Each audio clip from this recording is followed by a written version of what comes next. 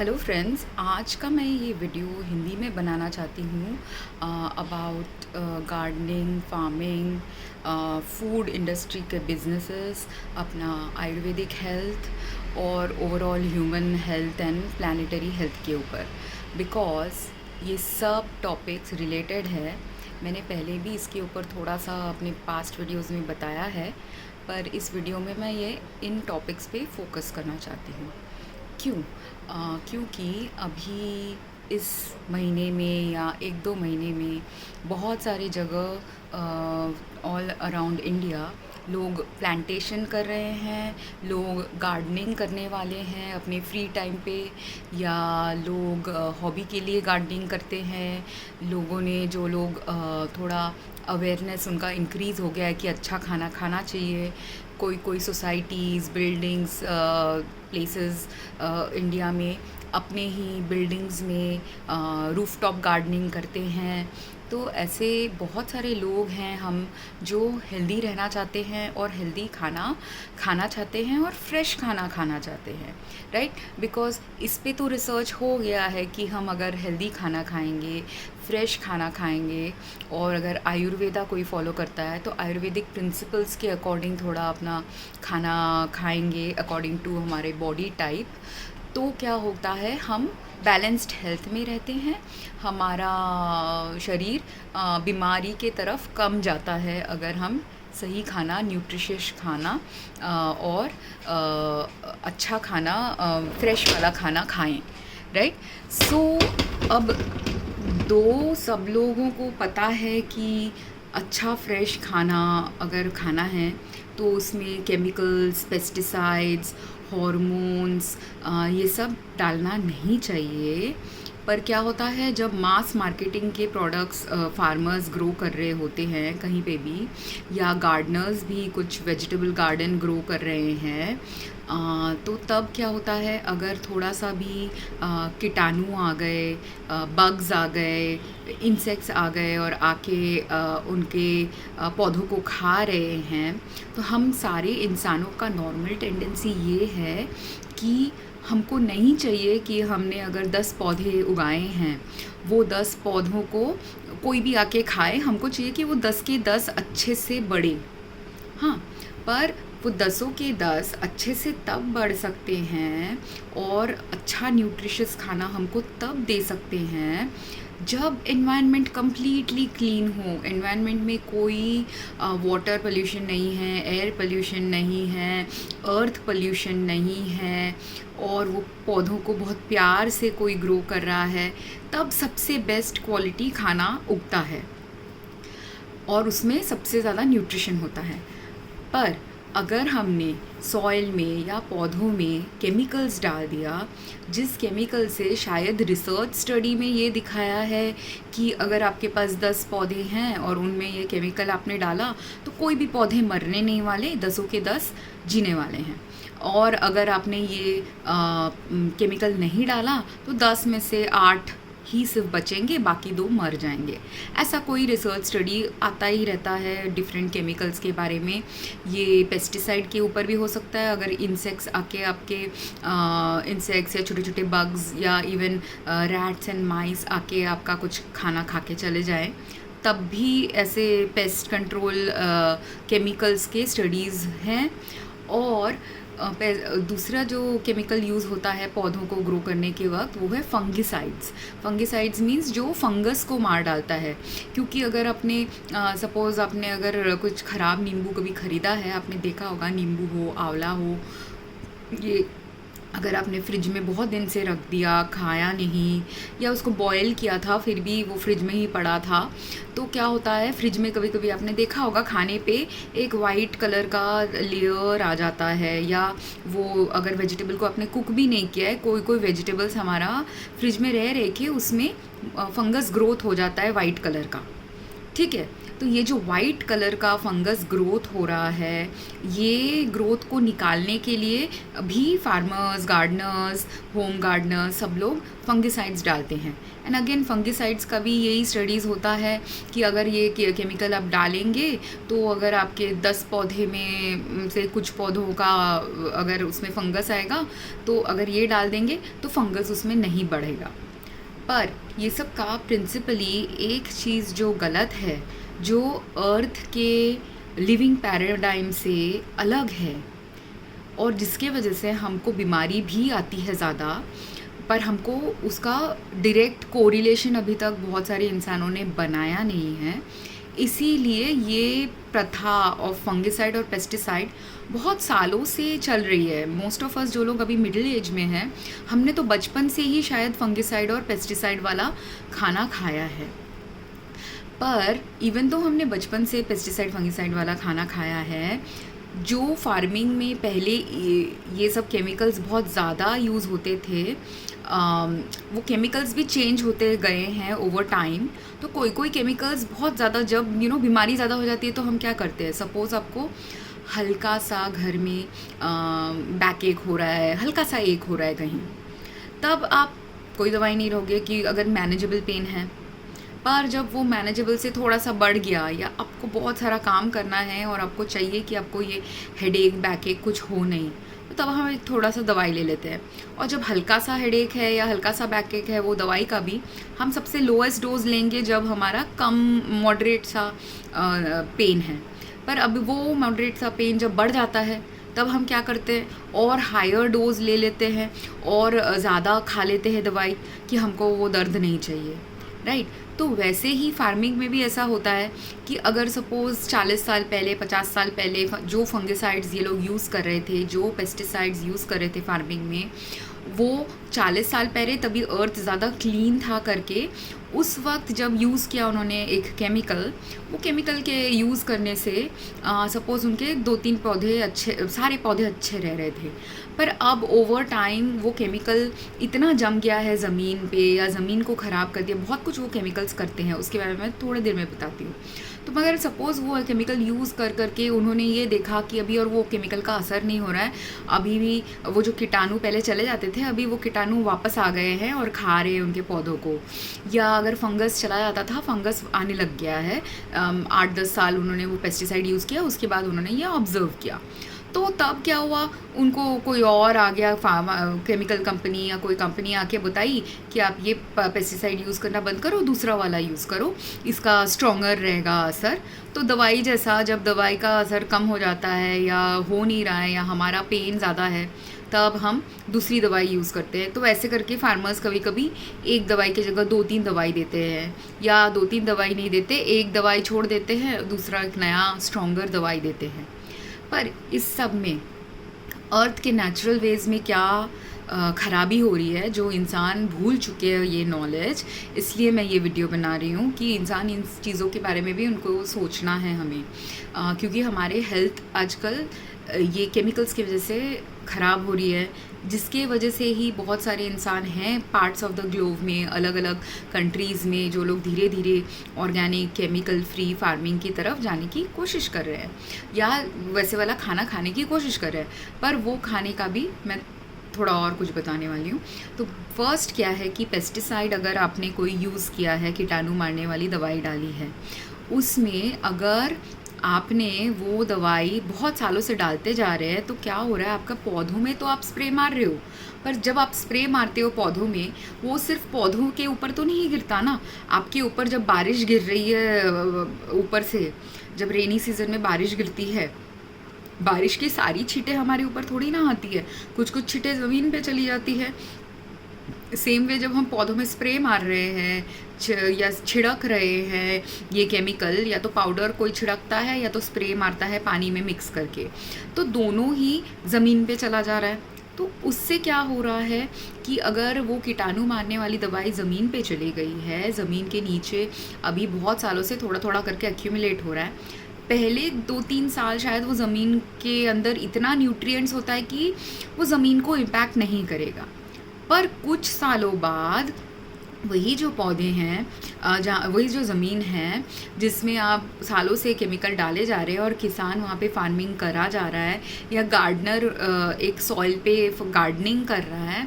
तब क्या होगा, वो सॉइल का न्यूट्रिशनल कंटेंट चला जाएगा। क्योंकि आप एक तो प्लांट ग्रो कर रहे हो, तो एक प्लांट जब ग्रो होके चला गया, नेक्स्ट बैच आया, नेक्स्ट प्लांट ग्रो होके जा रहा है, ऐसे करके बहुत साल जा रहे हैं, तो प्लांट भी न्यूट्रिशन ले रहा है सॉइल से, इसलिए न्यूट्रिशनल कंटेंट जा रहा है। पर दूसरा कारण न्यूट्रिशनल कंटेंट जाने का इसलिए है कि आपने जो दवाई स्प्रे की है, वो दवाई जो इंसेक्ट्स और वर्म्स चाहिए सॉइल को फर्टाइल रखने के लिए, वो वाले इंसेक्ट्स और वर्म्स को मार रहा है। ठीक है, क्योंकि दवाई ना, वो जो दवाई है वो स्पेसिफिक नहीं है कि एक्स इंसेक्ट को ही मारेगा, जो इंसेक्ट आपके पत्तों को खाता है उसको ही मारेगा, जो ज़मीन के नीचे वाला इंसेक्ट है उसको नहीं मारेगा, ऐसा नहीं होता। वो दवाई ज़मीन के नीचे, ज़मीन के ऊपर, दोनों वाले इंसेक्ट को मारता है। ठीक है, और एक्चुअली जो ज़मीन के ऊपर वाला भी इंसेक्ट है जिसने आपके पत्ते को खाया है, इंसेक्ट का काम है कि अगर वो कोई पत्ते को खा रहा है, कि इंसेक्ट के अंदर की प्रक्रिया ऐसी होगी कि अगर वो वाले पत्ते में थोड़ा सा भी फंगस वाला कुछ चीज़ होगा, या तो इंसेक्ट वो खा के सेंस करेगा कि इसमें फंगस है, करके वो पत्ते को या तो नहीं खाएगा। अगर उसने नहीं खाया, वो पत्ते में फंगस था उसको, क्योंकि हमको फंगस हमेशा आँखों से नहीं दिखता, फंगस जब बहुत अमाउंट में ग्रो हो गया है तभी आँखों से दिखता है। पर जब फंगस स्पोर के लेवल में होता है तब वो माइक्रोस्कोपिक होता है, हमें नॉर्मल आँखों से फंगस नहीं दिखेगा। या जब वो पत्तों के अंदर है, ऊपर के सरफेस में नहीं है, इनसाइड द सरफेस है, क्योंकि हमारे बॉडी का सेल्स भी हमने बायोलॉजी में पढ़ा होगा कि सेल के बहुत सारे लेयर्स है, राइट। तो अगर वो लेयर्स के अंदर छुपा हुआ है फंगस, तो भी हमको आंखों से भी नहीं दिखेगा, और डायरेक्टली माइक्रोस्कोप में पत्ते को देखेंगे तो नहीं दिखेगा, वो पत्ते को सेक्शन करना पड़ेगा, काटना पड़ेगा, फिर ही उसके सेक्शंस में हमको दिखेंगे फंगस, अगर फंगस है। और हमको फंगस वो ही दिखेंगे जो अभी जिस सेक्शन को हमने काटा है उस सेक्शन में अगर फंगस है तभी दिखेगा। पर सपोज़ इतना बड़ा पत्ता है, इस पत्ते का मैंने सिर्फ इस टॉप पार्ट को सेक्शन किया, उस पार्ट में फंगस नहीं था, पर बाकी के पार्ट में फंगस था, तो मेरा रिजल्ट तो फॉल्स हो गया ना, कि मेरे को नहीं दिखा फंगस करके, मैंने सोचा माइक्रोस्कोप के नीचे भी फंगस नहीं दिखा, आँखों से भी फंगस नहीं दिखा, इसलिए मैंने सोचा इसमें फंगस नहीं है। पर इतने बड़े पत्ते के जो नीचे के पार्ट्स हैं और उसके भी अंदर के सेक्शंस में अगर छुपा हुआ है फंगस, हमको तो नहीं दिख रहा। पर जो माइक्रोस्कोपिक छोटे छोटे इंसेक्ट्स हैं, वो तो छोटे इंसेक्ट्स हैं ना, तो उनको तो, हमको अगर इतना सा फंगस हमको बहुत बीमार कर सकता है, तो वही थोड़ा सा फंगस उनको और ज़्यादा बीमार कर सकता है। तो उनके जो सेंसेस होते हैं नेचुरली ज़्यादा सेंसिटिव होते हैं ये सब chemicals and damages of plants का समझने के लिए। तो जब वो, और वो छोटे इंसेक्ट्स का भी होता है, बर्ड्स का भी होता है, रैट्स का भी होता है, रोडेंट्स का भी होता है। अब इसलिए अगर कोई फार्मर ने कोई ऑर्गेनिक फार्मिंग चालू की है, या हम घर में ऑर्गेनिक फार्मिंग कर रहे हैं, और हमने अगर हमारे घर में इतना ओपन एटमॉस्फेयर रखा कि छोटे छोटे इंसेक्ट्स, छोटे छोटे एनिमल्स, प्लांट्स आके थोड़ा सा फल, पत्ते सब कुछ खा के जा रहे हैं, फल, वेजिटेबल्स जो भी हम ग्रो कर रहे हैं, वो लोग वो सब खा के चले जा रहे हैं। सपोज़ वो लोग खा के जा रहे हैं और तब हम देख रहे हैं कि उन लोग में सिर्फ आधा फूल खाया है, आधा पत्ता खाया है, थोड़ा सा ही पत्ता खाया है, या पत्ते में छोटा छोटा होल्स हो गया है। ये सब क्या है? ये सब होल्स का 2-3 कारण हो सकता है। एक कारण हो सकता है कि अगर आपके वहाँ एयर पोल्यूशन है, वाटर पोल्यूशन है, ये दोनों चीज़ें हैं, उसमें होल्स कर देंगी पत्तों में। अगर आपके वहाँ केमिकल्स ही आप जो स्प्रे कर रहे हैं वो टॉक्सिक है वो प्लांट के लिए, और बहुत सारे लोग अलग अलग केमिकल्स यूज़ कर रहे हैं उस एरिया में, जिसकी वजह से एयर पोल्यूशन है, फिर भी उसमें छाले आ जाएंगे। जैसे हमारे मुंह में छाले आ जाते हैं, वैसे वो पत्तों में छाले आ जाएंगे। एंड थर्डली, ये जो आधा खाया हुआ पत्ता वत्ता होता है वो इसलिए, या थोड़ा होल वाले पत्ते जो आधा च्यूड वाले होल्स होते हैं, वो इसलिए है कि अगर वो बर्ड ने, रोडेंट ने, इंसेक्ट ने खाया उसको और उसको समझा कि इसमें फंगस है, तो वो अगर उसको खा के उसको समझा ये फंगस है, मुझे नहीं खाना चाहिए, तो वो नहीं खाएगा। और फार्मर को का जॉब ये होना चाहिए या गार्डनर का जॉब ये होना चाहिए कि वही जो चीज़ उन्होंने नहीं खाई है उसको ज़मीन पे वो गाड़ दे, ताकि ज़मीन के पास वो इन्फॉर्मेशन आ जाए कि यहाँ फंगस है। और देखो, नेचर में फंगस, बैक्टीरिया, वायरसेस का एक डेलिकेट बैलेंस होता है। जो नेचुरली कुछ बैक्टीरियाज होंगे ज़मीन के नीचे, जो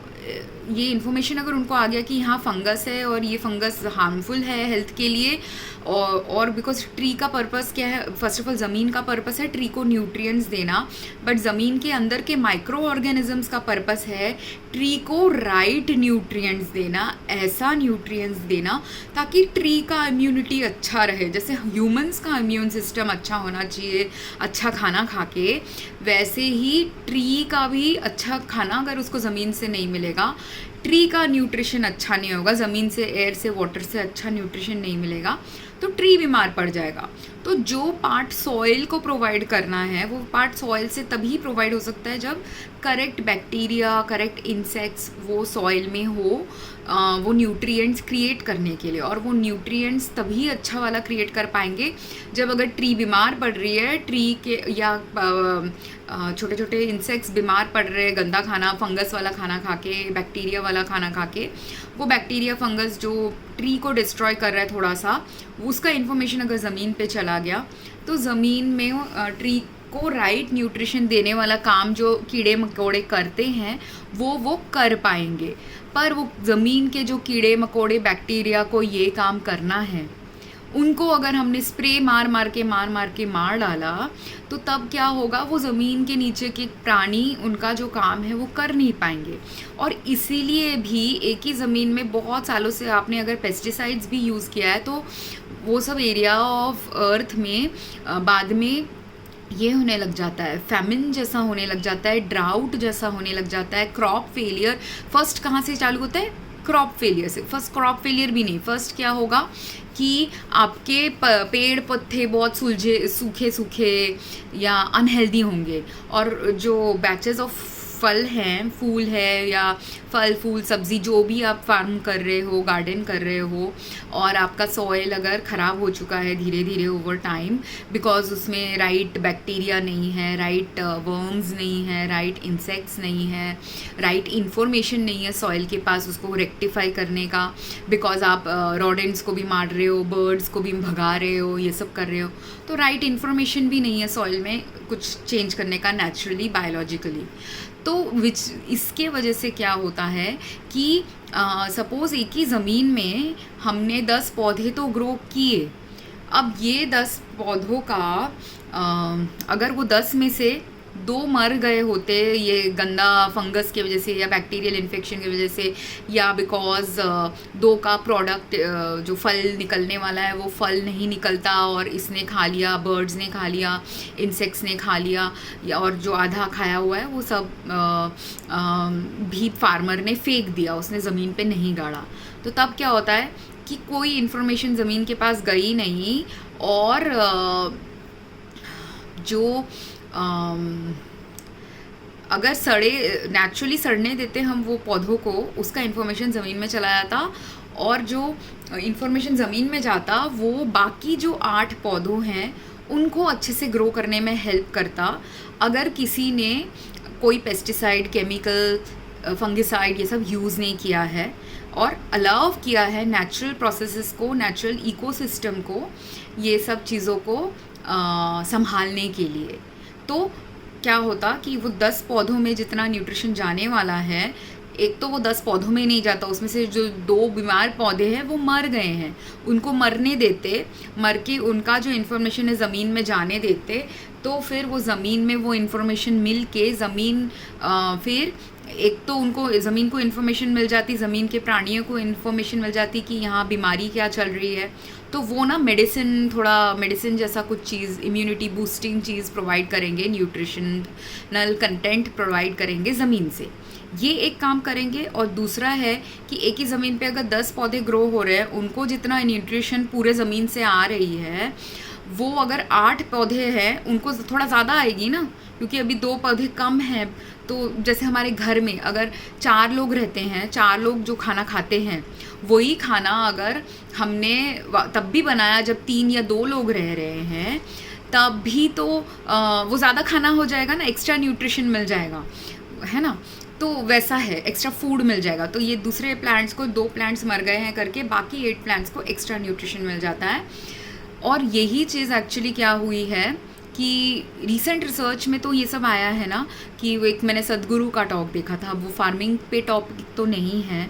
पर फिर भी आई बिलीव कि वो जो बोल रहे हैं वो सच है। या आप खुद भी नोटिस करोगे कि पहले जब मैंने नोटिस किया है कि जैसे 2-3 फल और सब्ज़ी है जो मेरा बहुत फेवरेट सब्ज़ीज़ है, जो मैं बचपन में वो सब्जियों में जो स्वाद आता था, टेस्ट आता था, खा के मन जो तृप्त हो जाता था। ऑफ कोर्स ये है कि मम्मी ने खाना बनाया इसलिए भी मन तृप्त हुआ है, बट देयर आर सम फल जो हम रॉ खाते हैं, या सम सैलड्स खाते हैं जो रॉ खाते हैं। अब वही चीज़ें जो बचपन में बहुत टेस्टी होती थी बिकॉज उसमें केमिकल्स नहीं रहते थे, या यही चीज़ जो न्यूट्रिशनल कंटेंट उसका हाई रहता था, इसलिए हमको बहुत अच्छा लगता था वो खा के। जबकि आजकल वही सेम, पहले अगर हमको एक कुछ खा के एक बोल ऑफ सैलड खा के हमारा पेट भर रहा है, अभी कभी कभी ऐसा होता है कि वो एक बोल ऑफ सैलड से पेट नहीं भर रहा। क्यों नहीं पेट भर रहा? बिकॉज वो सेम बोल ऑफ सैलड जो 10 साल पहले भी हमने खाया है और अभी भी वही सेम क्वांटिटी में हम खाना चाहते हैं, पर वो क्वांटिटी का क्वालिटी अच्छा नहीं है, उसके अंदर जो न्यूट्रिशन है वो कम हो चुका है, ख़राब हो चुका है। और क्योंकि केमिकल्स डालते हैं लोग अपने सब्जियों को बड़ा करने के लिए भी कभी कभी, तो अगर नेचुरली सपोज़ एक गाजर है, गाजर का इतना साइज़ होना चाहिए, उसको अभी केमिकल डाल के उन्होंने उसको डबल साइज़ का तो बना दिया। पर डबल साइज़ का बना के क्या होगा, अगर ज़मीन में जितना न्यूट्रिशन है उतना न्यूट्रिशन ही उसको जाएगा, जिसके कारण से एक्चुअली स्पीकिंग अगर आप डबल प्रोपोर्शन का गाजर नहीं खाएंगे तो आपका पेट भरेगा नहीं, क्योंकि वो न्यूट्रिशन, आपका पेट भी नहीं भरेगा, आपका हेल्थ भी ठीक नहीं रहेगा, क्योंकि वो न्यूट्रिशनल कंटेंट आपको गया नहीं है। तो ये चीज़ जो मॉडर्न हेल्थ में हम बहुत सारे लोग हैं जो हेल्थ में भी, जो लोग ऐसे सिटीज़ में रहते हैं, बहुत ज़्यादा लड़कियां हैं, हम डाइटिंग करती हैं, बहुत सारे लोग हैं जो वे कर के खाना खाती हैं कि 100 ग्राम हम वेजिटेबल्स खाएंगे आज। तो अगर आपने वो पोर्शन कंट्रोल किया है, 100 ग्राम का वेजिटेबल्स खा रहे हैं, जो अगर आपने वो 100 ग्राम सेम वेजिटेबल 10-20 सालों से आप खा रहे हैं, 10-20 सालों में अगर वही सेम ही वेजिटेबल और सेम फार्मर से भी ले रहे हैं, सेम दुकान से भी खरीद रहे हैं, वो दुकान भी सेम ही पर्सन से खरीद रहा है, तब भी क्या होगा, अगर 10-20 सालों में वो ज़मीन में ये ऐसे वाले पेस्टिसाइड वाले फार्मिंग बहुत सालों से, सदियों से चल रही है, तो यही सेम प्रॉब्लम होगा कि वो 100 ग्राम का जो वेजिटेबल पहले 20 साल पहले जब मैं खा रही थी, उससे जो न्यूट्रिशन मुझे मिल रहा था, अभी वो 20 साल बाद वो सेम 100 ग्राम वेजिटेबल में मुझे वो न्यूट्रिशन नहीं मिल रहा, क्योंकि इतना सारा केमिकल वाला फार्मिंग चल रहा है, जिसकी वजह से फूड का क्वालिटी ख़राब हो रहा है, फूड के अंदर का न्यूट्रिशन ख़राब हो रहा है, फूड को जितना न्यूट्रिशन मिलना चाहिए वो कम हो जा रहा है, फूड को अगर राइट इन्फॉर्मेशन मिलना चाहिए, कैसे डिजीज़ेस को प्रिवेंट करना है, वो इन्फॉर्मेशन का पाथवे बंद कर दिया है ह्यूमंस ने। और इसका जो सेकंड चीज़ है, जैसे आपने अभी आपका फ्रिज आप सपोज़ बहुत क्लीन रखते हैं, आप बहुत क्लीन एंड नीट पर्सन हैं, फिर भी अगर आपका खाना जो वेजिटेबल है आपने बाहर से दुकान से ख़रीद के लाया है और 1-2 दिन रख दिया, गर्मी के मौसम में स्पेशली मैंने ये बहुत नोटिस किया है लास्ट कुछ सालों में, कि कुछ वेजिटेबल्स हैं जो लाते ही इमीडिएटली 1-2 दिन में ख़राब हो जाते हैं और उसमें फंगस ग्रो होने लग जाता है ना। ये फंगस इसलिए ग्रो हो रहा है कि एक तो फ्रिज का मॉइस्ट एटमॉस्फेयर में ग्रो हो रहा है वो, और इसका मगर कारण क्या है? कारण ये है, कभी कभी तो किसी के फ्रिज में भी कभी कभी बहुत सारा पोल्यूशन होता है कि अगर आप फ्रिज साफ़ नहीं करें रेगुलरली तो फ्रिज में पुराने वेजिटेबल्स का mould spores and fungal spores छुपा रहेगा, ठीक है, जो हमको आंखों से अगेन नहीं दिखेगा। अगर आप माइक्रोस्कोप लेके बैठेंगे और सही माइक्रोस्कोप लेके बैठेंगे या सही एनालिसिस करेंगे फंगस का, तभी जाके आपको डिटेक्ट होगा कि इसमें फंगस है। पर ये फ्रिज का हो गया। पर अगर आपका सपोज़ फ्रिज बहुत क्लीन है, नया फ्रिज ख़रीदा है, उसमें कुछ होना ही नहीं चाहिए, और उसमें आपने रखा ऐसे, जैसे मेरे साथ वही हुआ था कि मेरा नया फ्रिज था पर फिर भी खाना सड़ रहा था बार बार। क्यों सड़ रहा था उसमें बार बार? क्योंकि वो खाने के अंदर ही मोल्ड था, फंगस था। और वो मोल्ड एंड फंगस, ये पहले जब हम छोटे थे इंडिया में 30 साल पहले, 40 साल पहले, उस वक्त इतना ज़्यादा मैंने फंगस ग्रोथ देखा नहीं है खाने में। पर आजकल अर्थ पोल्यूशन इतना बढ़ गया है, एक है, दूसरा है जिसकी वजह से हीट बढ़ गया है। तो हीट एंड मॉइस्चर मिला के फंगस को ग्रो करने में ज़्यादा हेल्प करता है। ठीक है, तो अगर लोगों को अच्छा फार्म, और इसीलिए जो वो ग्रीन हाउस फार्मिंग के, ग्रीन हाउस वाला आपने कभी देखा है जिसमें कांच का ऐसे रूम्स बनाए होते हैं जिससे ताकि सनलाइट का अंदर का एंट्री एंड उसको कंट्रोल टेम्परेचर्स में लोग ग्रो कर सके फार्मिंग, ऐसा फार्मिंग कोई लोग करते हैं ना। ये जो ग्रीन हाउस वाला फार्मिंग है जिसमें कांच वाला रूम बना के फार्मिंग होता है, ये यूजुअली कोल्ड कंट्रीज़ में क्यों होता था? क्योंकि वहाँ पे उनको वार्मर टेम्परेचर्स चाहिए सब्जियों को ग्रो करने के लिए। हाँ, क्योंकि वहाँ कोल्ड का सीज़न ज़्यादा चलता है और हीट का सीज़न कम चलता है। पर हमारे कंट्री में हीट का सीज़न ज़्यादा चलता है, कोल्ड का सीज़न कम चलता है, और इसलिए ट्रॉपिकल कंट्रीज़ में जहाँ पे हीट ज़्यादा है वहाँ पे अभी ऐसे फार्मिंग करना पड़ेगा जिससे हीट थोड़ा कम कर सके, हम शेड वाले फार्मिंग कर सके। और वो शेड वाले फार्मिंग कहाँ से आएंगे? अगर आपको नेचुरल वे में करना है, कंस्ट्रक्ट करके नहीं करना, तो बड़े बड़े ट्रीज़ ग्रो करने पड़ेंगे। जो वो ट्रीज़ ग्रो होने में 30-40 साल लगेंगे, और जो ट्रीज़ ऑलरेडी ग्रो हो चुके हैं 30 साल, 40, 50, 100 सालों के ट्रीज़, उनको हमको प्रिजर्व करना है, उनको काट नहीं डालना है। तो ये है कि बहुत सारे ह्यूमंस ने वो जो न्यूट्रिशनल शेड वाले ट्रीज़ को काट दिए हैं। वो जगह का भी अगर काट रहे हैं आप, तो एक तो आप ऑक्सीजन आपका कम कर रहे हैं, तो वो भी एक हेल्थ के लिए हार्मफुल है। दूसरा, उसका जो शेड होता वो नेचुरली कूल रखता वहाँ के एरिया को, और वहाँ का एरिया जब नेचुरली कूल है तो फंगस ग्रोथ, कोई बैक्टीरिया का ग्रोथ, इवन वायरस, कोई चीज़ों का ग्रोथ, माइक्रो ऑर्गेनिजम्स का कम हो जाएगा नेचुरली। और ये विद्या भी बहुत सारे लोगों के अंदर से धीरे धीरे जा चुकी है। लोग नेचुरल फार्मिंग भूल चुके हैं, क्योंकि हम सब कहाँ से सीखते हैं? मोस्टली हमारे पेरेंट्स ने क्या सिखाया, या हमारे ग्रैंड पेरेंट्स ने क्या सिखाया, या हमने, अगर कोई नया फार्मर बन रहा है तब वो दूसरे फार्मर्स को देख देख के सीख रहा है। और बहुत कम लोग हैं जो इंट्यूटिवली अर्थ से कनेक्टेड हैं। तो आप इंट्यूटिवली अर्थ से कनेक्टेड होंगे तो भी ये विद्या आपको आएगी, नहीं तो ये विद्या आपको नहीं आएगी। ठीक है, और आई भी तो आप उसको समझ नहीं पाओगे कि क्यों लोग बोल रहे हैं। आपने अगर बहुत ऐसे लॉजिकल थिंकिंग यूज़ किया, इंट्यूटिवली नहीं समझा, आप सोचोगे, और यही हुआ है बहुत सारे फार्मर्सों के साथ। उन्होंने सिर्फ क्वांटिटी देखा कि मेरे को अगर एक ये केमिकल यूज़ करके 100 ग्राम का या 100 केजी का प्रॉफिट हो रहा है, 100 केजी का कुछ वेजिटेबल में ग्रो कर पा रहा हूँ, वो नहीं समझ पा रहे कि वो 100 केजी का जो वेजिटेबल आज आपने वो केमिकल ग्रो करके बनाया है, अगर उसकी जगह आपने 80 केजी ग्रो कर पाते या 70 केजी ग्रो कर पाते विदाउट केमिकल्स, देन वो 70-80 केजी वाला केमिकल ज़्यादा न्यूट्रिशियस होता, ज़्यादा हेल्दी होता। और फार्मर्स का भी कभी कभी हेल्थ ख़राब हो जाता है, इसलिए कि एक तो फार्मर्स का हेल्थ ख़राब हो रहा होता है, उनको समझ में नहीं आता। जैसे मैं रिसेंटली, मेरे कुछ साल पहले मेरे एक फ्रेंड के गांव में गई थी, और उनके जो इन लॉज हैं वो लोग वो एरिया में रहते हैं जहाँ पे पहले अर्थक्वेक्स हुई है। तो वहाँ का ज़मीन ऑलरेडी धीरे धीरे फार्मिंग कर करके, और वो लोग फार्मर्स के फैमिली है, ज़मींदार की फैमिली है, तो उनके यहाँ फार्मिंग बहुत होती है। वो पूरा एरिया ही फार्मिंग का काफ़ी बड़ा एरिया है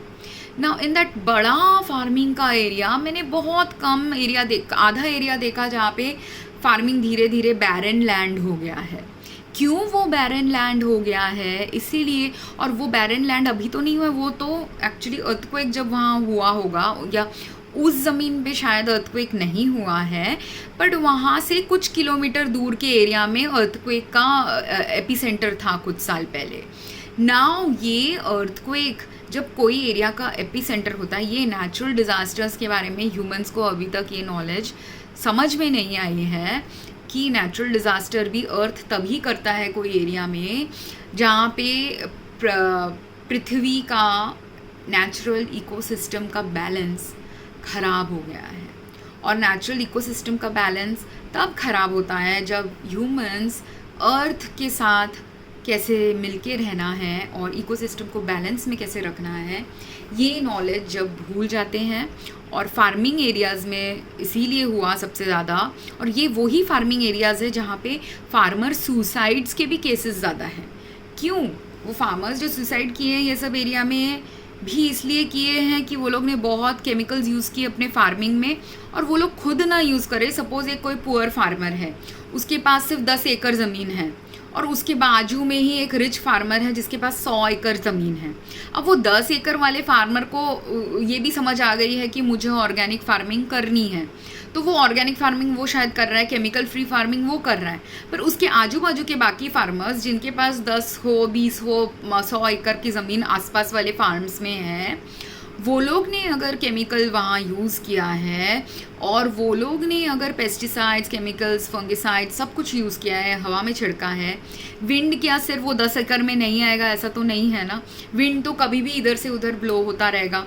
तो उसकी ज़मीन उसने यूज़ किया हो या ना हो पेस्टिसाइड, उसकी ज़मीन ख़राब हो सकती है। और सपोज़ किसी फार्मर का ज़मीन ऐसा है कि वो लो लाइंग एरिया में है, तो लो लाइंग एरिया मतलब जिसका थोड़ा नीचे का ज़मीन है और किसी और का ऊपर का ज़मीन है। जिसका ऊपर का ज़मीन है उसने अगर बहुत सारा केमिकल यूज़ किया है और पानी से ही छिड़का होगा, तो भी हवा में नहीं छिड़का होगा, फिर भी वो थोड़ा सा हवा से भी आ जाएगा, थोड़ा सा वो पानी के फ्लो से भी आ जाएगा। फिर तीसरी चीज़, हर ज़मीन जो फर्टाइल ज़मीन होती है उसके नीचे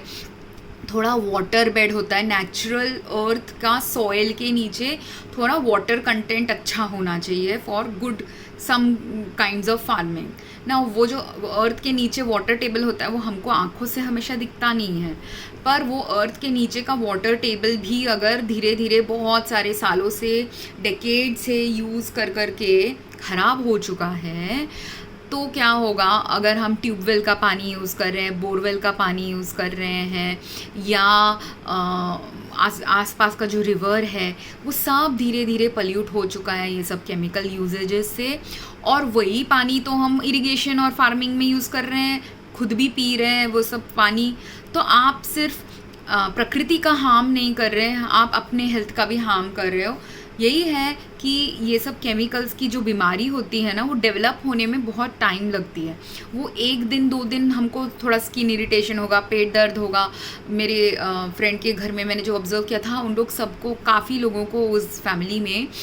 भूख ज़्यादा नहीं लग रही थी। और ये जो भूख ज़्यादा नहीं लगना एक सिम्टम है पेस्टिसाइड पॉइजनिंग का। अगर क्रॉनिक पॉइजनिंग है, क्रॉनिक मीन्स बहुत दिनों से वो पेस्टिसाइड हमारे बॉडी में गया है, उसके वजह से हमारे बॉडी और उसको ले नहीं पा रही उसका लोड, तब क्या होता है धीरे धीरे हमारी भूख मिट जाती है, क्योंकि वो स्टमक के मसल्स धीरे धीरे कम हो जाता है। हमारा पेट भरा भरा सा लगता है, क्योंकि वो पेट में जो हमने सपोज सुबह ही खाना खाया है, नॉर्मल अगर हमारा बॉडी पॉइजन नहीं है, टॉक्सिक नहीं है,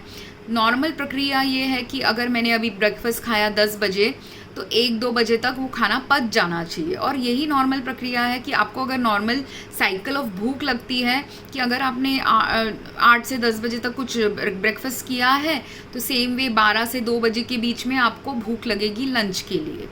राइट। पर अगर आपके साथ भी ऐसे हो रहा है, आप सिटी में रहो या विलेज में रहो, आपके साथ अगर ऐसा होने लग गया है धीरे धीरे कि आपको भूख जो लगती थी 4 घंटे खाना खाने के बाद, ब्रेकफास्ट खाने के बाद, और आपको भूख नहीं लग रही,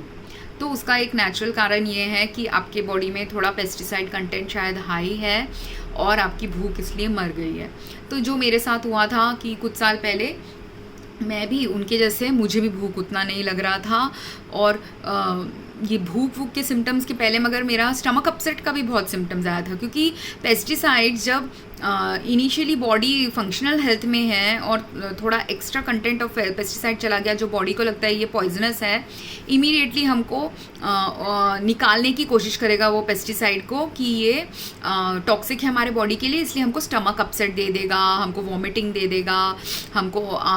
स्वेटिंग दे देगा, हमको वाटरी आइज़ दे देगा, या हमको बहुत गर्मी लग के पसीना पसीना छूट के उसको निकालना है। तो ये सब हो रहा होगा। पर अगर वो थोड़ा थोड़ा इससे कम कंटेंट में हमारे बॉडी में जब जा रहा होता है तब क्या होता है, या तो फिर सपोज़ हमने जो खाया है खाने में हमारा चला तो गया बहुत और हमको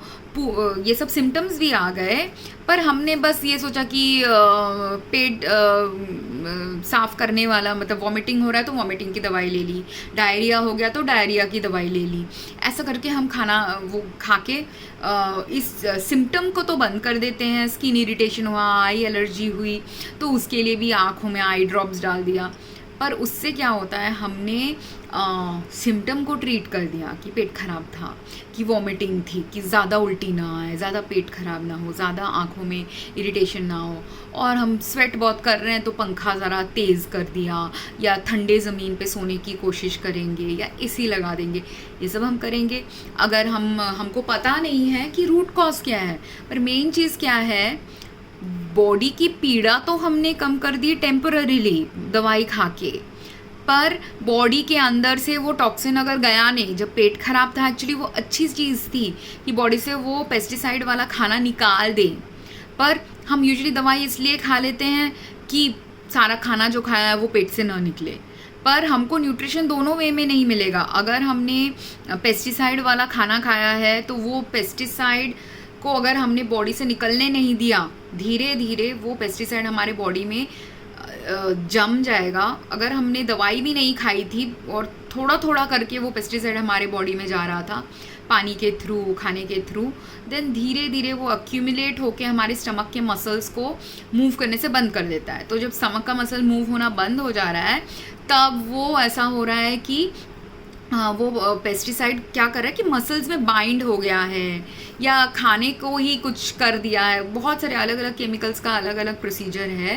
पर स्टमक अगर आपका टाइट हो रहा है वो एक रीज़न पेस्टिसाइड की वजह से, केमिकल्स की वजह से हो सकता है। जो केमिकल्स का काम ऐसा है बॉडी में, कुछ साल बाद जब बहुत अक्यूमुलेट हो गया है तब धीरे धीरे वो ऐसे सब अजीब अजीब चीज़ें करने लग जाता है हमारे बॉडी में। तो ये एक है। दूसरा वे है अगर आपने फंगिसाइड यूज़ किया है, मतलब फंगस को ग्रो होने नहीं दिया है। फंगस हमको क्योंकि आंखों से नहीं दिखता, इंसेक्ट्स तो हमको आंखों से दिख जाते हैं, तो हमने पेस्टिसाइड डाला, इंसेक्ट मर गए, वो दिखता है। फंगस क्या है, हमने फंगिसाइड डाला तो जो फंगस ग्रोथ है शायद वो बंद हो गया है, पर वो जो फंगस के स्पोर्स हैं ना, वो कभी कभी वो स्पोर्स नहीं मरेंगे। और दूसरी चीज़ है, अगर वो स्पोर्स नहीं मरी है तो वही फल जो उसने हमको सेल कर दिया है उसका न्यूट्रिशनल कंटेंट ही कम नहीं है, उसके अंदर बीमारी भी है, और वही बीमारी वाला अभी हमने फल खा लिया, बीमारी वाला आंवला खा लिया मैंने। अगर वो आंवला फ्रिज में रख के ख़राब हो नहीं गया होता तो मैं वो खा ली होती, और अगर मैंने उसको खा लिया होता तो वो फंगस जो मुझे अभी बाहर ग्रो होते हुए दिखा है, आपको लगता है कि वो सिर्फ फ्रिज के अंदर अच्छे से ग्रो होता है? नहीं, वो हमारे बॉडी में भी, बॉडी के ह्यूमिडिटी, टेम्परेचर सब में बहुत अच्छे से ग्रो होगा, और मुझे दिखेगा भी नहीं कि मेरे बॉडी में फंगस ग्रो हुआ है। पर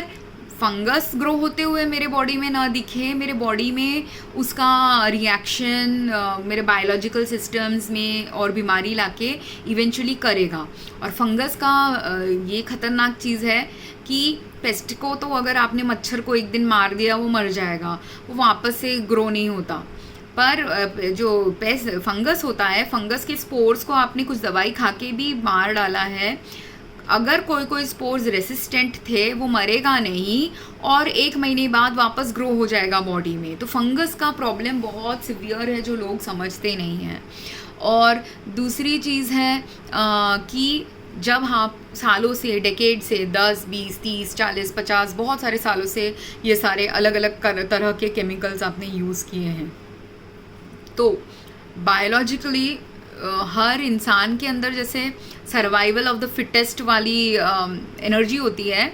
वैसे ये इंसेक्ट्स एंड प्राणियों में भी वो एनर्जी है। तो आप जितना केमिकल डालते हो जैसे, और ये भी साइंटिफिकली बैक्टीरिया के बारे में ह्यूमंस ने समझा है, पर अभी ह्यूमंस का दूसरे चीज़ों के बारे में भी समझने का टाइम है। बैक्टीरिया के बारे में क्या समझा ह्यूमंस ने कि पहले पहले जब हमको ना कोल्ड फ्लू आ जाता था,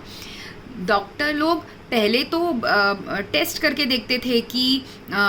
टेस्ट में अगर दिखे कि आपको ये बैक्टीरिया है तो वो बैक्टीरिया के अगेंस्ट आपको दवाई देते थे।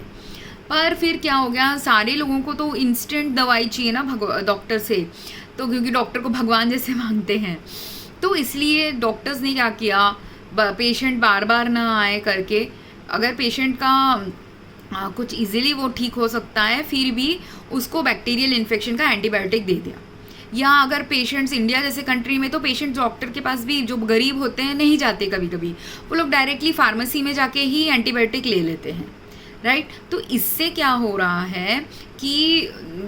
ड्रग रेसिस्टेंट डेवलप हुआ है, इंडिया में भी डेवलप हुआ है, फॉरेन में भी डेवलप हुआ है। जहाँ जहाँ पे प्रेस्क्रिप्शन में या खरीद के लोगों ने बहुत बहुत मेडिसिन खाए हैं, वहाँ पे ड्रग रेजिस्टेंस डेवलप हुआ है। और ड्रग रेजिस्टेंस का बैक्टीरियल मेडिसिन का जो एंटीबैक्टीरियल है, एंटीबायोटिक जो होता है वो बैक्टीरिया को मार रहा होता है। तो एंटीबायोटिक रेसिस्टेंस के बारे में अभी तक जानकारी ह्यूमंस ने ली है, पर ह्यूमंस को ये भी समझना है कि प्रिंसिपल ना जो अर्थ में कुछ भी गड़बड़ होने का है वो सिमिलर होता है। तो जैसे किसी को जिसके अंदर बैक्टीरिया के दवाई हम खा भी नहीं रहे हैं फिर भी हमारे अंदर एंटीबायोटिक रेजिस्टेंट डेवलप हो सकता है। क्यों? क्योंकि अगर मेरे एरिया में, मैं जहाँ रह रही हूँ गांव में, सब खा रहे हैं मेडिसिन, एक ही मेडिसिन या 4-5 मेडिसिन हैं एंटीबायोटिक का, बहुत सारे लोगों ने खा लिया है, तो एंटीबायोटिक रेजिस्टेंस धीरे धीरे इसलिए डेवलप होगा कि हमने वो जो खा के हमारे बॉडी में से ना सारा मेडिसिन ना ऐसे मैजिक नहीं है। मेडिसिन जब हम खाते हैं वो मेडिसिन का थोड़ा सा बॉडी में आके वो बैक्टीरिया को मारेगा वो, पर बाकी जो मेडिसिन का पार्ट है जो हमारे बॉडी से एलिमिनेट हो जाता है, उसको बोलते हैं एलिमिनेशन। एलिमिनेशन मतलब लिवर के कुछ एंजाइम्स हैं वो मेडिसिन से काम करेगा, फिर मेडिसिन पे काम करके या तो वो ओरिजिनल मेडिसिन को ही बॉडी से निकाल देगा या वो मेडिसिन का कोई केमिकल, थोड़ा सा केमिकली चेंज्ड वर्जन को हमारे बॉडी से वाया आवर स्टूल निकालेगा। और कोई कोई मेडिसिन हमारे यूरिन से भी निकलता है अगर वो वाटर सोल्यूबल मेडिसिन है। तो अब ये जो 2 प्रोसेसेस से एलिमिनेट हो रहा है हमारे बॉडी से मेडिसिन, वो जा कहाँ रहा है, हमारी ज़मीन पे ही जा रहा है। इवेंचुअली वो हमारे ज़मीन को ही पोल्यूट करेगा। तो एक शहर में अगर 1000 इंसान में से 100 इंसान नहीं मेडिसिन खाते, पर बाकी 900 इंसान मेडिसिन खा रहे हैं और वही एंटीबायोटिक हमेशा हर सीज़न में जब भी उनको बैक्टीरियल इन्फेक्शन हो रहा है सब ने खा लिया वो मेडिसिन, तो तब क्या हो रहा है, वो खा खा के हमारे ज़मीन में बार बार वो मेडिसिन कलेक्ट हो रहा है। और वो उस ज़मीन में कलेक्ट जब हो चुका है इनफ, तब क्या होता है, वहाँ के वो ज़मीन के जो बैक्टीरिया है, वो एरिया के एयर में जो बैक्टीरिया है, जहाँ से भी हमको वो बैक्टीरियल इन्फेक्शन आ रहा था,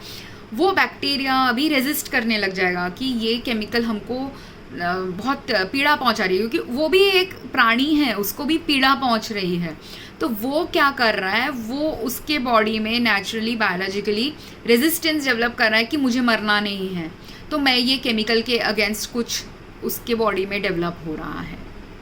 रेजिस्टेंस, ठीक है। इसलिए वहाँ के बैक्टीरिया मरना बंद हो जाते हैं कुछ साल बाद, 40-30 साल बाद वहाँ ड्रग रेजिस्टेंट बैक्टीरिया आने लग जाते हैं। ओके, तो सेम कॉन्सेप्ट जो ड्रग रेजिस्टेंट बैक्टीरिया का है, एंटीबायोटिक खा के पूरे पृथ्वी में डेवलप हो चुका है ये चीज़, वैसे ही फंगिसाइड अगर दिया है तो फंगिसाइड रेसिस्टेंट फंगस भी ग्रो हो रहे हैं। तो अगर ये जो आंवला मेरे घर में आया था वो अगर उसमें फंगिसाइड डाल के भी उस पेड़ को बड़ा किया है, तो वो पेड़ में अभी फंगिसाइड रेसिस्टेंट फंगस ग्रो होने लग गए हैं, जो वो दवाई को रेजिस्ट करके ग्रो होगा ही होगा, ठीक है। या अगर ज़मीन में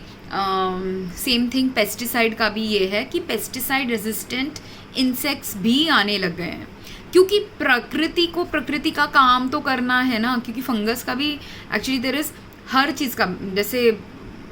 एंटीबायोटिक का भी खा के ह्यूमंस ने पहले ये समझा था कि देयर आर पेट में अच्छे बैक्टीरिया भी होते हैं और वो बैक्टीरिया मर जाते हैं अगर आप ज़्यादा एंटीबायोटिक खाएंगे। सेम वे प्रकृति में अच्छे फंगस भी होते हैं, अच्छा इंसेक्ट्स भी होता है जो चाहिए पेड़ पौधों को बड़ा करने के लिए।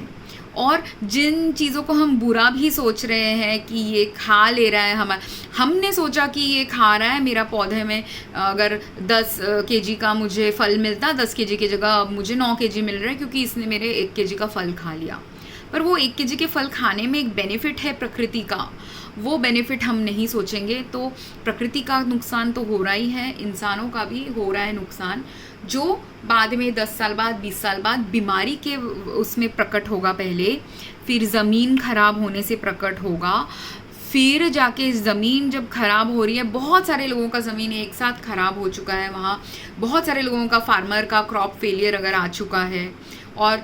वही बहुत सारे फार्मर्स लोन ले लेके लोन और सुधार नहीं पा रहे, लोन और चुका नहीं पा रहे, ऐसा भी हो चुका है। फिर जाके क्या होगा, उसमें से 5-10 फार्मर, अगर 100 फार्मर्स का लोन है उसमें से 10 फार्मर सुसाइड कर लेंगे क्योंकि उन लोगों को पता है कि 5-10 सालों से ये लोन चल रहा है, या बहुत उससे भी ज़्यादा सालों से शायद उनका लोन चल रहा है, उनके पापा का लोन वो पे करने वाले हैं, ऐसा कुछ चल रहा है। अगर ऐसा हो गया है, वो लोग इतना सारा उनके पास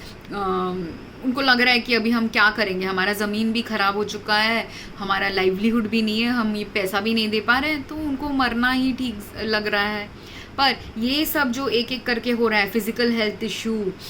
मेंटल हेल्थ इशू, ज़मीन ख़राब हो जाना, पेड़ पौधों का न्यूट्रिशन ख़राब हो जाना, ये सब तो बिगनिंग स्टेप्स है वो वाले एरिया का ख़राब होने का। इवेंचुअल स्टेप क्या होगा, इवेंचुअल ज़मीन इतनी ख़राब हो जाएगी, जैसे हमारे बॉडी में अगर वो केमिकल गया तो हमारा बॉडी स्वेट कर करके उसको निकाल रहा है बॉडी से क्योंकि वो हार्मफुल है हमारे लिए। सेम वे अर्थ के लिए भी वो हार्मफुल है करके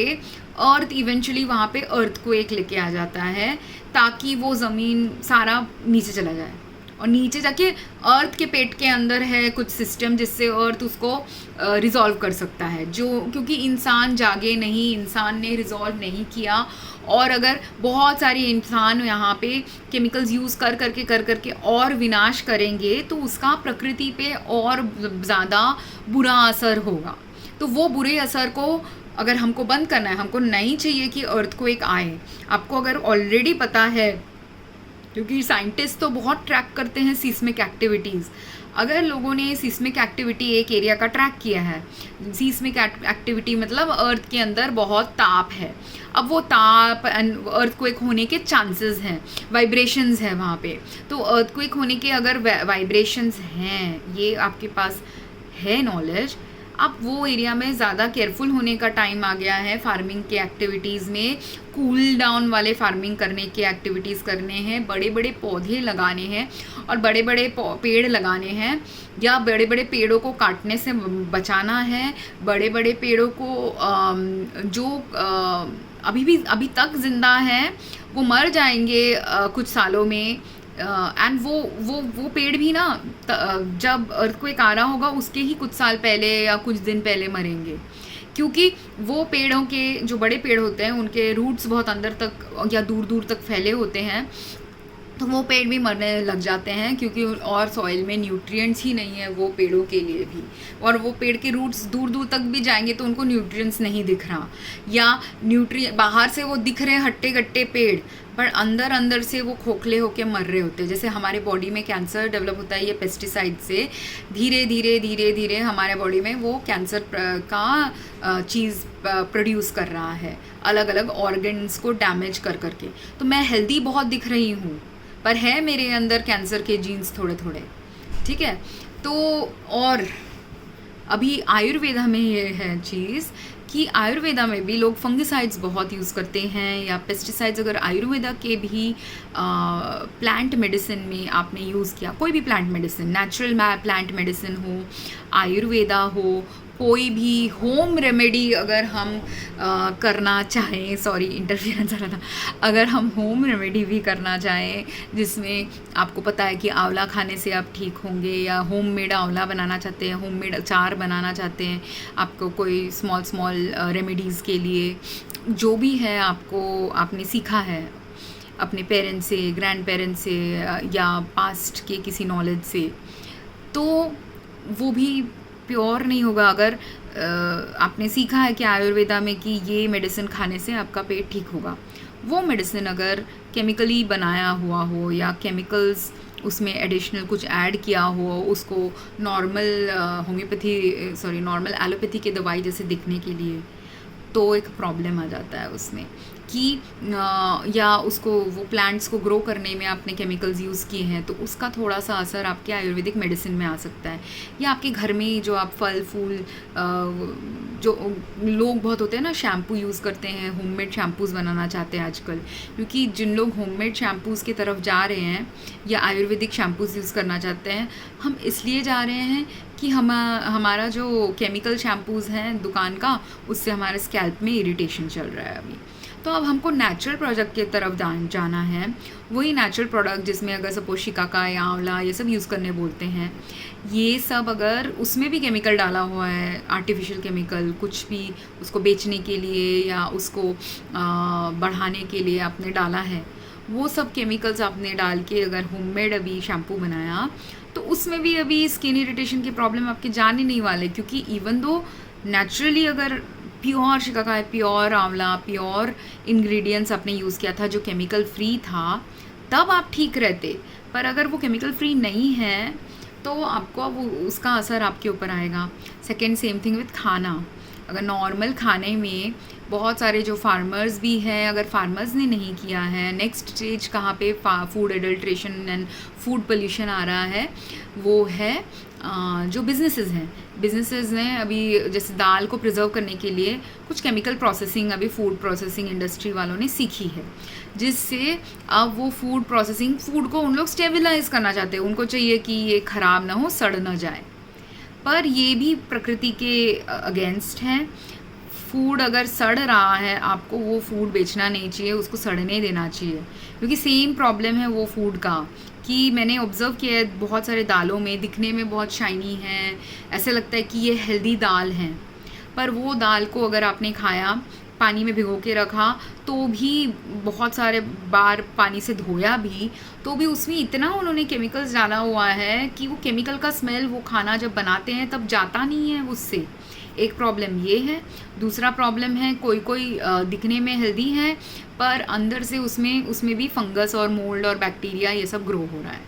तो ये सब सड़ा फूड दिखने में तो बहुत हेल्दी है और उन्होंने कुछ तो फूड स्प्रे करके केमिकल उसको दिखने में बहुत हेल्दी बना दिया है, उसको सड़ने से रोका है। पर क्या सड़ने से रोका है? जो सड़ जाना चाहिए वो खाना ही नहीं चाहिए हमको, जो सड़ रहा है,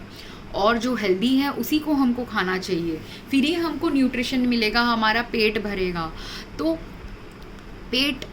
तभी नहीं भरेगा जब आप सड़ा हुआ खाना खाओगे, और पेट तभी भी नहीं भरेगा जब आप दिखने में बहुत अच्छा खाना खा लिए पर वो बॉडी के अंदर जाके वो फंगस अभी ग्रो हो रहा है, तो भी आपका पेट तो भर गया सड़ा खाना खा के, पर वो अंदर से आपके बॉडी में इतना सारा प्रक्रिया कर देगा कि आप बहुत बीमार पड़ जाओगे। राइट। तो मेरे साथ ये हुआ था क्योंकि कैंसर के लिए तभी मेरा प्री कैंसर स्टेज था, मुझे पता भी नहीं था कि मैं प्री कैंसर स्टेज में हूँ।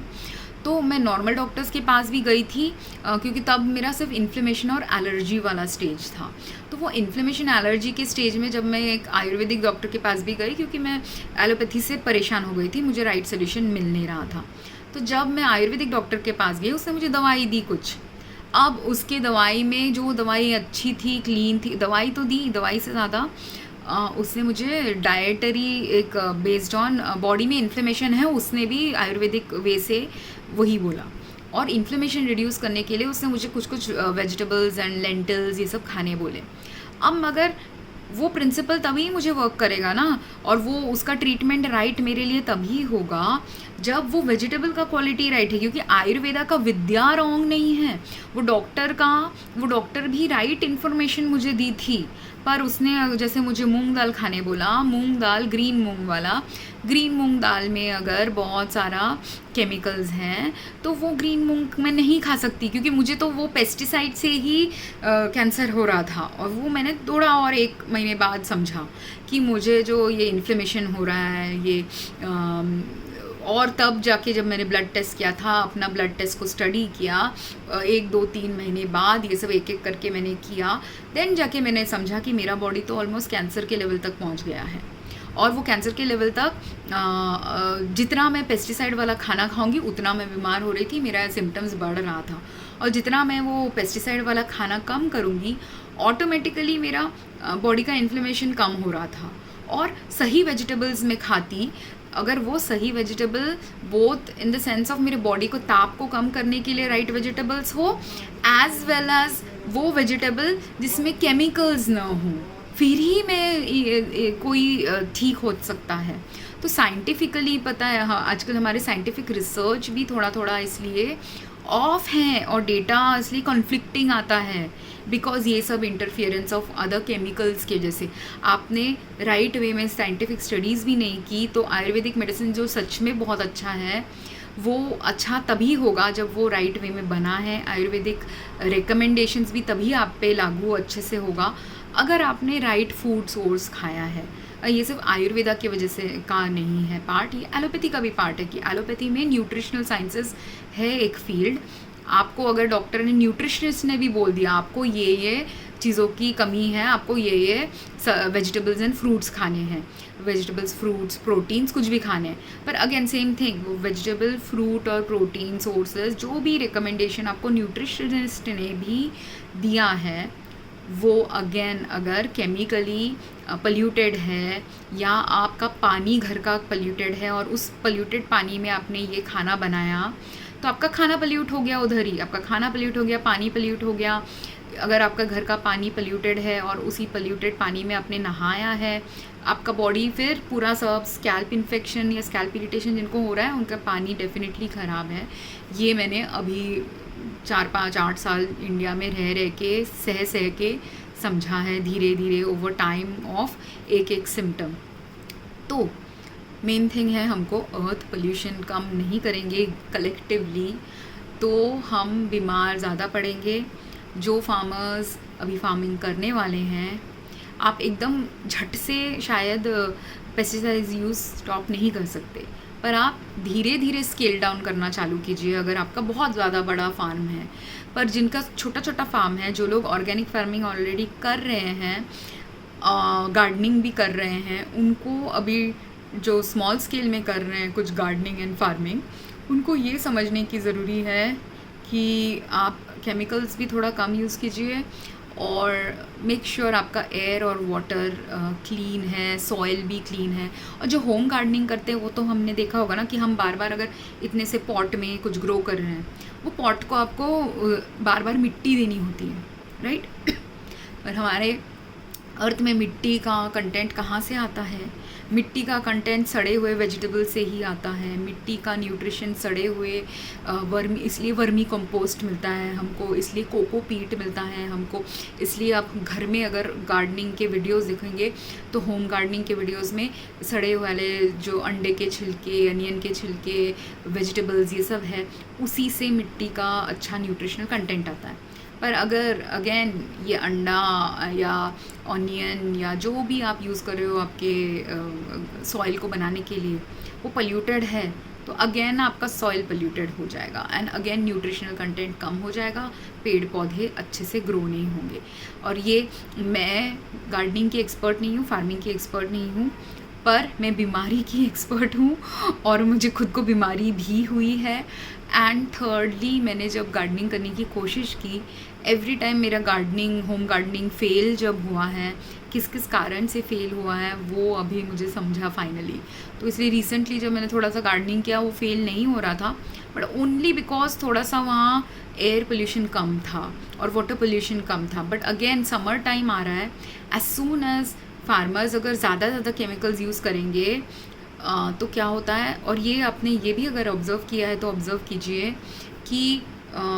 3 4 साल पहले से मैंने ये ऑब्ज़र्व करना चालू किया है कि जब स्प्रेइंग सीज़न चालू हो जाता है ना फार्मर्स का, उसके बाद से गर्मी का हीट भी बढ़ जाता है सब कंट्रीज़ में। तो ये साइंटिस्ट भी इस पे स्टडी करके देख सकते हैं कि जैसे ही आप स्प्रे कर रहे हो तब क्यों हमारा टेम्परेचर बढ़ रहा है, क्योंकि that spread chemical is pollution for हम सबकी बॉडी। ओनली थिंग इज़ किसी किसी को सिर्फ इन्फ्लेमेशन आएगा, स्वेटिंग आएगा, बट किसी किसी को धीरे धीरे कैंसर भी आ जाएगा, धीरे धीरे एपेटाइट लॉस आ जाएगा, धीरे धीरे एनीमिया जैसे सिम्टम्स आ जाएंगे, अलग अलग सिम्टम्स आ जाते हैं कि डिपेंडिंग ऑन क्या केमिकल का कितना एक्सपोजर आपके अंदर है। ठीक है, तो आपको गर्मी जब लग रही है आपके लोकल एरिया में, आप सीरियसली ऑब्ज़र्व कीजिए कि फार्मिंग या गार्डनिंग जो चल रहा है उसमें क्या केमिकल्स यूज़ हो रहा है, या कलेक्टिवली कुछ करने की कोशिश करना चालू करना है हमको सबको, कि अगर हम सुस्त रहना चाहते हैं, बीमार नहीं पड़ना चाहते और तंदुरुस्त रहना चाहते हैं और अच्छा खाना अगर खाना है तो फार्मिंग से ही चालू करना है। But not just farming, home gardening, हर जगह अर्थ के साथ बैलेंस में रहना सीखना चालू करना है। आई होप ये एजुकेशनल था, और कोई कमेंट्स या क्वेश्चंस हैं तो मुझे कमेंट्स में लिखना। Thank you.